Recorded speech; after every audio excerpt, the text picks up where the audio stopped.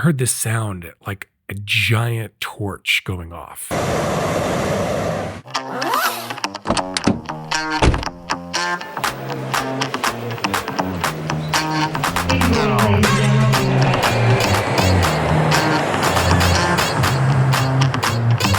Greetings, everyone, and welcome to another edition of the Traveler's Art Podcast. So glad you're joining us.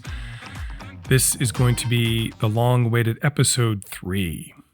And boy, it is a good one. I love this story. And stories for that matter. There's actually 2. And I decided to actually split them up into 2 separate podcasts. I got a lot of feedback from people, and they say they really enjoy the 30-minute or less podcast episodes. It allows them to think about it. It's not a big time commitment. So yeah, I think I'll do that. Besides, taking a break between the 2 would be a good idea. I think the first one that I released, that it went a long way, and in some ways could be a little too much. So yeah, I think we'll go with that. I want to keep this intro short so that everybody can just get into the story and really enjoy themselves. I don't know if I have anything else for you guys. Oh yeah, the title. A Different Vantage Point. Enjoy. The squeaking of my bicycle reminded me of how much work I was doing to pedal around thousands of stupas, which are a form of Buddhist monument. I had, by happenstance and good fortune, found myself in the country of Burma. This truly was a magical place, and I really felt that I had stepped back in time in many ways. Now, I was here just starting out my photo career, and it was quite some time ago. I was shooting analog film and kind of knew what I was doing, but didn't really.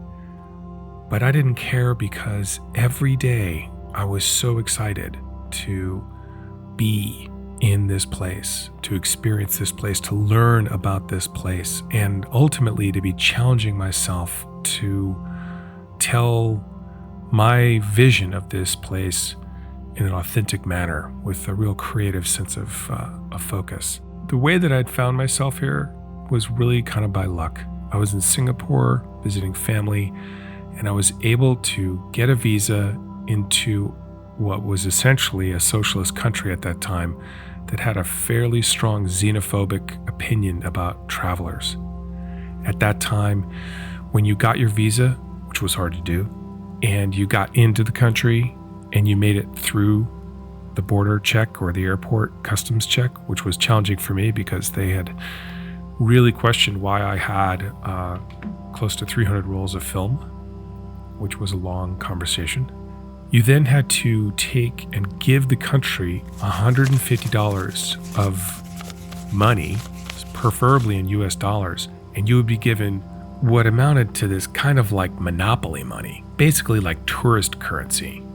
So in short order, that tourist currency was converted into local currency via the black market, so to speak, for currency exchange. I lost a little bit, but it was worth having regular currency.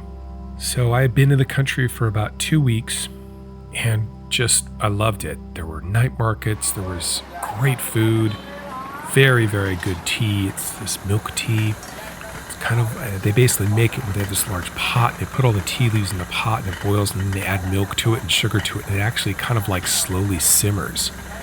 And let me tell you, 2 cups of milk tea, you're not going to go to sleep for a few hours. That stuff was like, oh man, it was like taking amphetamines. In any case, after about 2 weeks of traveling around the central and southern part of the country, I decided that I was going to go to a place called Bagan, also known as the land of 10,000 stupas. It did not disappoint. I had actually taken a train from Mandalay to Bagan, which I might add, I think I'm going to tell that story in another episode anyway. That was an interesting experience.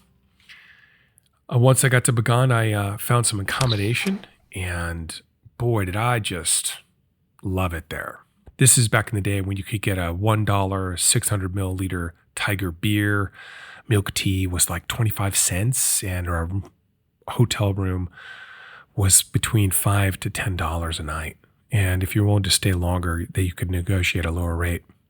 Now, granted, the accommodations weren't nearly as nice as you might get up in Ubud, Bali, but to me, it was perfect.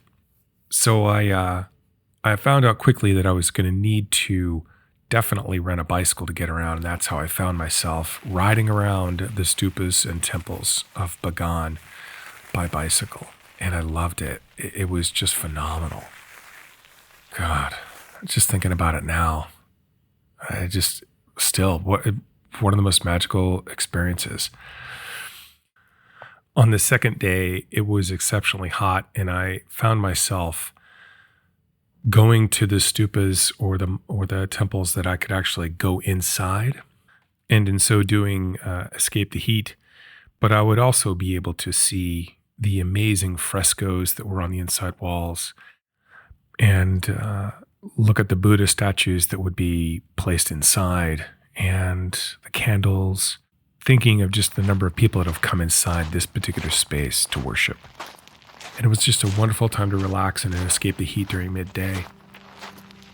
One of the stupas I had decided to go to and go inside and walk around had a absolutely stunning and handsome man with his linen paintings laid out all over the stone floor, and they were for sale. And these were gorgeous paintings, painted in beautiful Burmese style, with so much craft and so much precision, and yet so much creative life. I sat and talked with him using just hand signals because he spoke no English and I spoke no Burmese. It was a great conversation. I will never forget it. He was a very, very wonderful human being. And as I departed, I felt a bit of sadness that I was leaving. And then I said, basically I signaled that I was going to have tea and pointed down to this little tea hut. And he waved goodbye, and it was a great encounter. I'll never forget that man. What a cool guy. So I was having tea down at the little tea stand. It's great because the teas are in this like little small cups, and then there's these little side snacks that you can get that are like little crackers and stuff. It's quite civilized, I'd say. And I was going to wait out the rest of the heat so I could basically go down this one particular road that I had seen during the middle of the day and shoot and photograph the temples from that particular vantage point. I can't emphasize enough how enjoyable it was to just sit and have tea, to sit and watch people interact, in some ways to try and figure out what are they saying to each other, and to see the light change and to feel the change in temperature because the sun is no longer overhead, to engage in the smell of the soil around there. It was a bit challenging because the Burmese are quite small people, and they had these like squatter stools, and it was so funny sitting on these squatter stools because to me it was almost like sitting on the ground. I really felt like a giant silverback gorilla sitting on a first grader's desk chair as I sat drinking tea and just watching motorbikes go by and people interact with each other, and there was traditional Burmese music playing in the background. It really felt very calming to me, even though there was a lot going on, because things had a pace, even though they were active, that were just very relaxed. But as the sun started to change its angle, I realized that the golden hour would be approaching, and I didn't want to be late because it's not like there's a redo. You have to wait an entire another 24-hour period to try and get the shot. So I went ahead and finished my tea and pulled some money out and put it on the table, stood up, grabbed my camera bag, got on my bicycle, and started pedaling down to the road that I wanted to do this particular photo shoot I had envisioned when I first saw it a few days ago. So I went ahead and I actually had to park my bike and kind of walk down this trail between a couple of walls and a smaller group or set of stupas. And I was very careful where I stepped because yesterday when I was walking around some of the smaller stupas, I ended up running across a cobra in full-on hunt mode and was had its hood out and proceeded to make short order of another snake, I must say. And so I was proceeding with a certain degree of caution. Well, I ended up finding the spot that I wanted, and I noticed there was just this stillness in the air, and you could really feel the temperature starting to drop. Now, not drop as in when you're in the mountains and the sun goes behind the mountain and you're in the shade and suddenly you're like cold. It went from really hot to just pleasantly cool. So I went ahead and I pulled out my traveler's tripod that was probably one of the best investments I had made. It was more than I wanted to spend, but the thing just worked every single time without fail. I still have it actually to this day. A little undersized for the camera gear I was carrying, but it still worked just fine. So I set up my tripod, reached into my camera bag, pulled out my camera and a fresh roll of film, loaded up my camera with a new roll of film, and went ahead, checked my settings, got a light meter reading with my handheld light meter, and then proceeded to set the camera and shutter speed to what I thought would be a good starting point, leaned behind the camera, composed and framed the shot. This was early in my career, and I learned a lot on this actual shoot for a number of reasons, but one of the things I learned was how important the right lens is, and that no one lens is going to do it all. I really wish, looking back, that I had what they call a tilt and shift lens, which allows you to correct for optical distortion, which is really it makes structures look really good. And it's basically kind of like how we see structures. So anyway, I reached into my bag to pull out the cable release because I knew I was going to be doing long exposures. As soon as I reached into my bag, I heard this sound like a giant torch going off. And I looked right behind me, and I didn't see anything. And then I heard it again. And I looked up. Directly above me was a hot air balloon, slowly drifting, no more than 150 feet off the ground. I could actually see the brown wicker of the gondola. And I think I might have actually heard it creak as it gained some altitude from the recent heat injection that the burners had put into the hot air balloon. So I was hearing the torches go off to heat the actual balloon. And it was really loud. But once it was off, it drifted away in absolute silence. I just marveled at its grace. I wanted to be up there. I was thinking, wow, what an incredible perspective. A perspective you could never get, to take photos from that vantage point.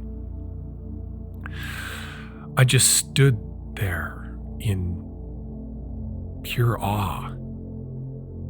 I was lost. I was enraptured by watching that balloon just drift away in the silence. I went back to my project. I shot until basically there was no more light, and I actually had gone through the remaining film in my camera bag. Got on my bicycle, and I pedaled back to my hotel room. Back in my hotel room, I went ahead and put my camera bag down on the desk, pulled out the film, put all my notes on the film canisters, put them in the Ziploc bag, put the Ziploc bag, another Ziploc bag, and then put it in the refrigerator to prevent any kind of damage that might be incurred during the hot days. And went out and got my standard $1 Tiger beer and had some good food, some good Burmese food, and I just could not stop thinking about that hot air balloon. I was just obsessed. And then I said, I'd like to do that. So I went ahead the next morning. I rode my bicycle over to one of the local kind of markets, because that's really the only source of information. And this one particular market owner spoke fairly good English, actually. And I had a conversation with him over some tea, of course, about, hey, how do I get on that balloon? And he said, oh, I can arrange that. That's easy. It's so-and-so, and it's $125. My heart sunk. Up to this point, I was spending $9 a night for a room and maybe $3 a day in food. If I didn't drink alcohol, my total daily expenses was, I think, like $15 a day. So to me, that just seemed so expensive. And I was really kind of disappointed. I didn't have a job at that time. I didn't have any clients. I just was on my own, exploring and learning and trying to build a portfolio. So to me, I couldn't see the reason to pay for it. And I said, oh, well, thanks. And he asked me, well, do you want me to arrange it? And I said, maybe tomorrow I'm going to go and prepare for tonight's shoot again. And he said, okay. So we finished up, and I got on my bike and basically rode back down into the temple area. All the while, muddling back and forth. Should I go? Should I not go? What about the money? Well, don't worry about the money. I got to worry about the money. What about when I get back to the United States? What if I go from here and I go on to Laos? That's a lot of money. That could be like literally 3 weeks on the road. And I just was going back and forth, back and forth, back and forth. And I said, you know what? I'm probably just going to come back here anyway. It's too amazing not to come back. So I decided, hey, I'm going to just take a pass and continue what I'm doing. There's a lot of other places I can go while I'm in the country with my current visa. So I passed on it. And I felt good about that. I was like, yeah, I'll be coming back. And so over the next 2 days when I was in Bagan, all around the different stupas and talking with more people, going into more of the actual stupas or temples that had paintings, which were just fabulous to look at, and more photography and more great food, I didn't see that balloon anymore. So I just thought, well, maybe that was just a one-off, okay. So I kind of felt like I didn't miss anything. And at the same time, I kind of thought I did, well, maybe they only run that once a month, and that was my opportunity. Well, I was packing up all my kit. I would be leaving Bagan. I got all my film out of the refrigerator, got it packed up, got my limited amount of clothes put into my little bag, and I put my umbrella in my backpack.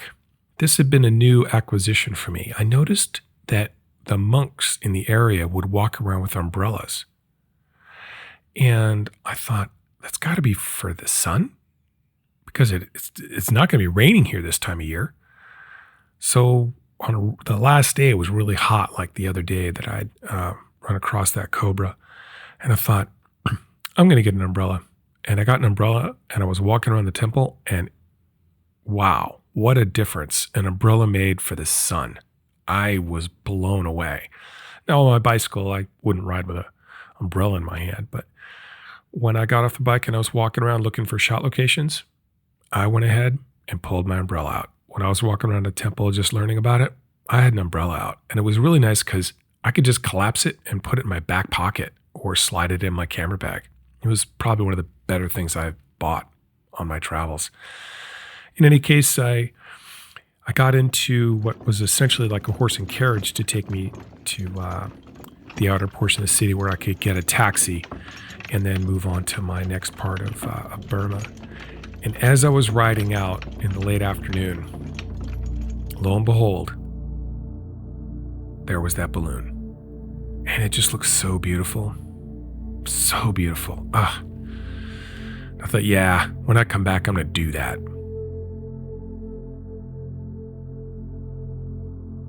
Fast forward 17 years later, I never went back to Burma. Burma went through massive political changes in 2010 with elections and the inclusion of democracy and the reduction of the amount of socialistic control and xenophobia. And then I saw a film called Samsara. There was a shot in Bagan from a hot air balloon. And my heart just wept because I wanted to be on that balloon. And Burma was not the same.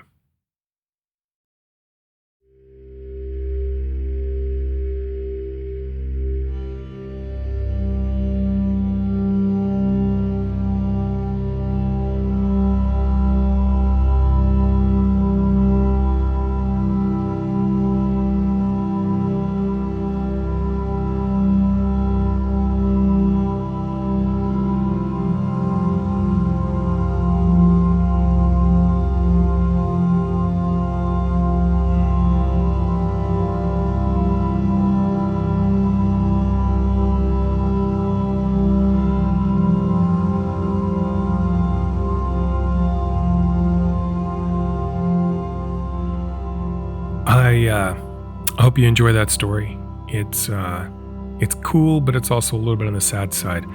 I'm going to go ahead and have the kind of the wrap up for this story and the next story in the next episode. So I'm not going to kind of get into what that story means until after the next story is recorded, and I'll do them all at the same time. So that way there's a little bit of cohesion and a little bit better understanding of how these two stories work together and the underlying message that I think is really important for our takeaway from this episode, or episodes, I guess.